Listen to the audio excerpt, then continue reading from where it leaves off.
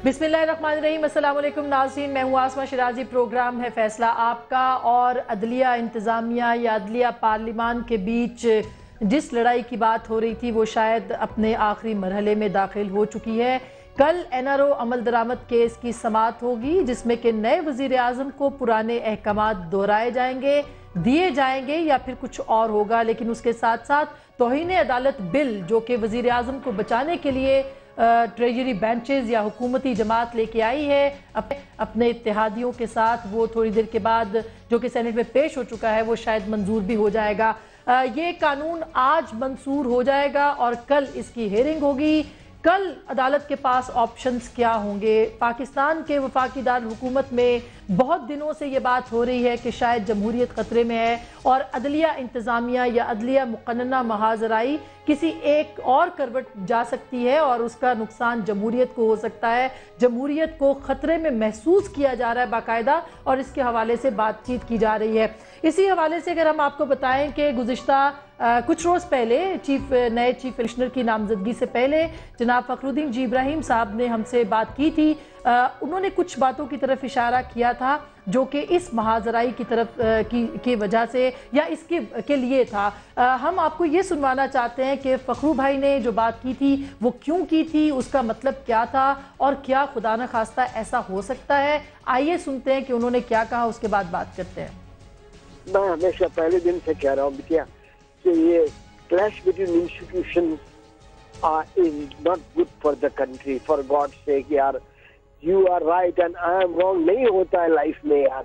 मैं भी गलती कर सकता हूँ, तुम भी गलती कर सकते हो। अपनी गाड़ी को चलने दो। इससे ये सब चीजें मुझे डर क्या लगता है, are we going to again give up constitution?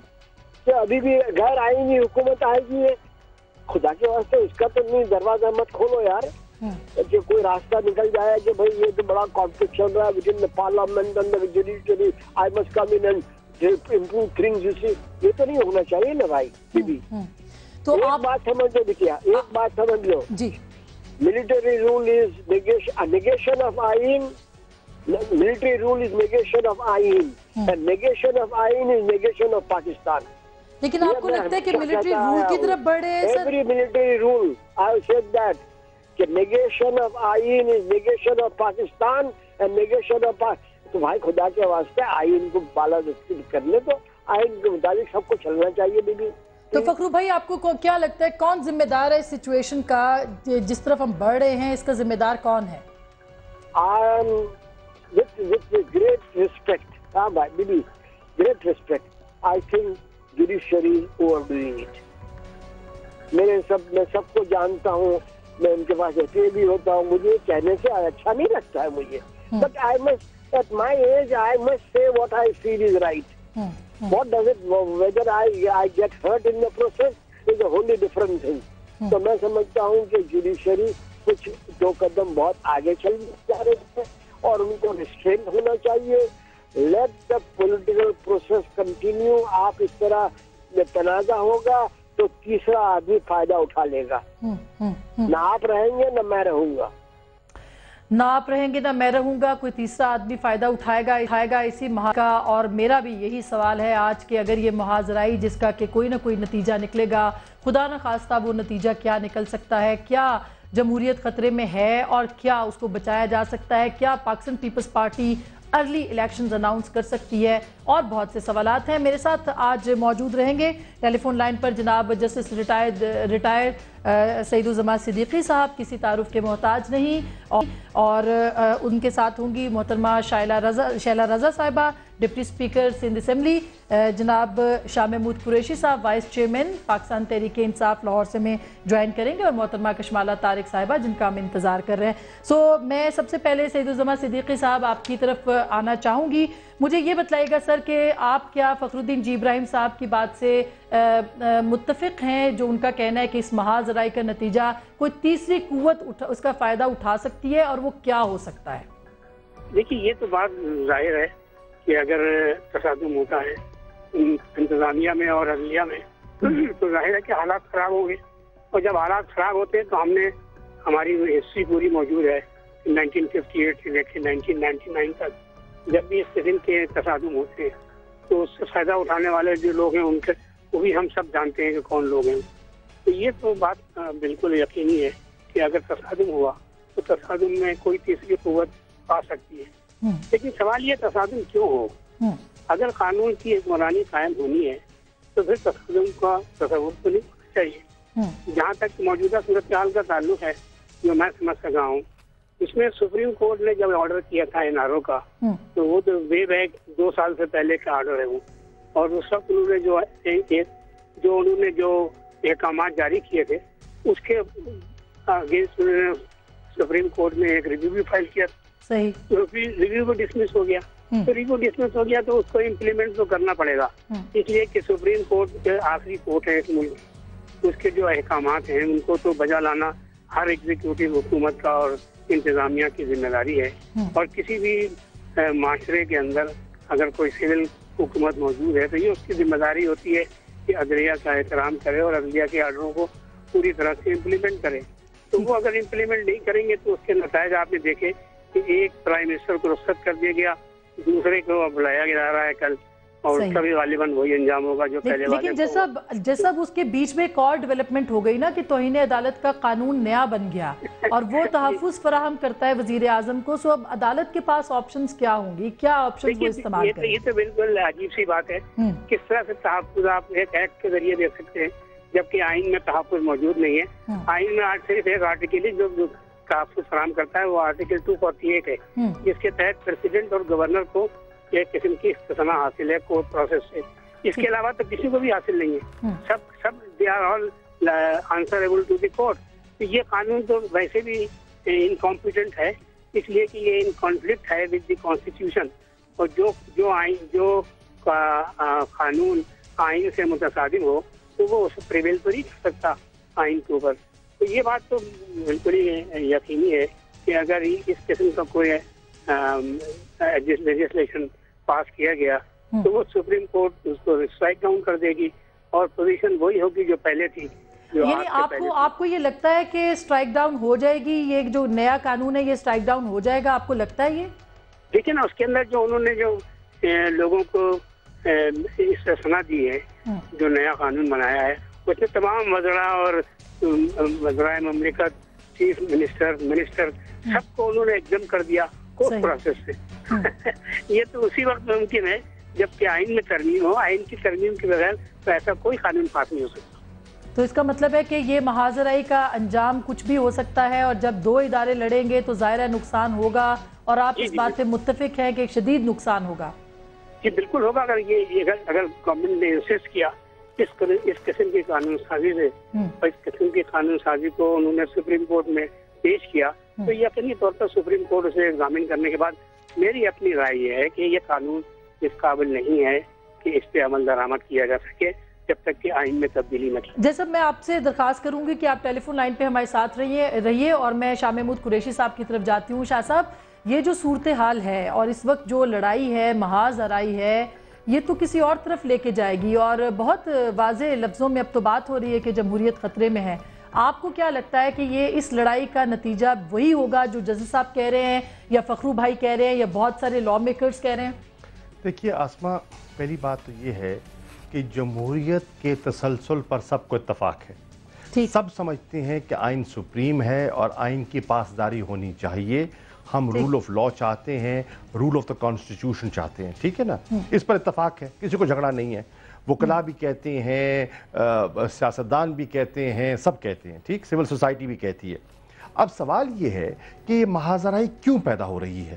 محاذرائی پیدا ہو رہی ہے کہ NRO کی امپلیمنٹیشن نہیں ہو رہی. NRO کی امپلیمنٹیشن میں رکاوٹ کون ہے؟ NRO کی امپلیمنٹیشن میں ایک شخص رکاوٹ ہے, اس کا نام ہے آصف علی زرداری. آصف علی زرداری کی خود غرضی اور اس کی انا جو ہے وہ پورے نظام کو داؤ پر لگائے ہوئے ہے. وہ اتنی اپنی ہی is not looking beyond his nose. آج جو ان کو اللہ نے ایک عزت اور موقع دیا تھا وہ محسوس ہی نہیں کر رہے کہ ان پر کتنی بڑی ذمہ داری ہے. وہ اتنی خود غرضی میں مبتلا ہیں اور اپنی انا کو سامنے رکھے ہوئے ہیں. اور محاذرائی کی کیفیت آپ دیکھیں, ان کے اپنے ماہرین جو ان کی ٹکٹ پر منتخب ہیں, جو پیپلز پارٹی کا علم اٹھائے ہوئے ہیں, اعتزاز احسن صاحب جو ان کی وکالت کرتے رہے ہیں, کیا اس کنٹیمپٹ کے قانون پر وہ مطمئن ہیں؟ وہ آج کہتے ہیں, کل میں نے خود ٹیلی ویژن پر ان کو سنا ہے کہ ان کے تحفظات ہیں, ان سے مشاورت نہیں کی گئی. رضا ربانی صاحب جنہوں نے کہ اپنا جو سفارشات پیش کی نیٹو کے معاملات میں اور معاملات میں, اور بڑی عمدگی سے کام کیا, 18ویں ترمیم پر کام کیا, کیا وہ مطمئن ہیں؟ اور جتنی لیگل کمیونٹی ہے, فریٹرنٹی ہے, آپ ان کی رائے لے لیجئے. آج تو حالت یہ ہے کہ بہت سی بار کاؤنسلز جو ہیں وہ احتجاج کر رہی ہیں. میرے علم میں ہے کہ پنڈی میں, ملتان میں وکلاء نے احتجاج کیا ہے. تو شاہ صاحب اس کا مطلب ہے کہ آپ ٹوٹلی آپ ذمہ دار ٹھہرا رہے ہیں کہ آصف علی زرداری صاحب کی وجہ سے یہ سسٹم یا جمہوریت خطرے میں ہے؟ بالکل, اگر جمہوریت کو خطرہ پہنچا, میں برملا آپ کے پروگرام پہ کہہ رہا ہوں, ایک شخص اپنی انا اور اپنی خود غرضی کی وجہ سے پاکستان کے اداروں میں ٹکراؤ پیدا کر رہا ہے, پاکستان کو داؤ پر لگا رہا ہے, اور اس کا نام ہے آصف علی زرداری. آج لوگوں کو چننا ہے. دیکھیے آسما سنیے, میں سن لیجئے, جوڈیشری ان کا دیکھیے, فخر الدین جی ابراہیم صاحب, پہلی بات یہ ہے کہ ان کا بڑا احترام ہے, سب کو احترام ہے, اور آج ساری قوم اس بار متفق ہے اور خوش ہے کہ ایک ایسے پائے کا اور ایک ایسا باوقار انسان آج پاکستان کا چیف الیکشن کمشنر نامزد کے لیے سفارش ہوئی ہے. کاش انشاءاللہ جب وہ آ جائیں گے, ان کا نوٹیفیکیشن ہو جائے گا, تو ہم توقع کر رہے ہیں کہ شفاف الیکشن ہوں گے, جو کہ جمہوریت کے لیے بہت ضروری ہے. لیکن ریسٹرینٹ کی بات آئی, جیسے جسٹس سعید الزمان صاحب فرما رہے ہیں کہ 2 سال پرانا یہ فیصلہ ہے, 2 سال سے حکومت اس کو لٹکا رہی ہے, ہیلے بہانے تلاش کر رہی ہے, کورٹ کا وقت ضائع کیا, عوام کا پیسہ ضائع کیا.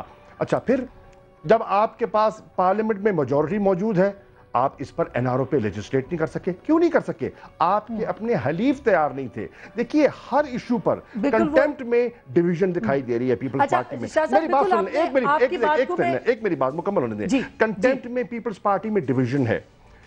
دوری شہریت پر ان کے اپنے حلیف اے این پی, مسلم لیگ فنکشنل احتجاج کر رہے ہیں, کوئی ان کے ساتھ متفق نہیں ہے. پیپلز پارٹی کے بہت سے لوگ میرے علم میں ہیں بڑے اضطراب کی کیفیت میں ہیں, لیکن جرت کوئی نہیں کر رہا, ایک زرداری کے سامنے کھڑے ہونے کی کوئی جرت نہیں کر رہا.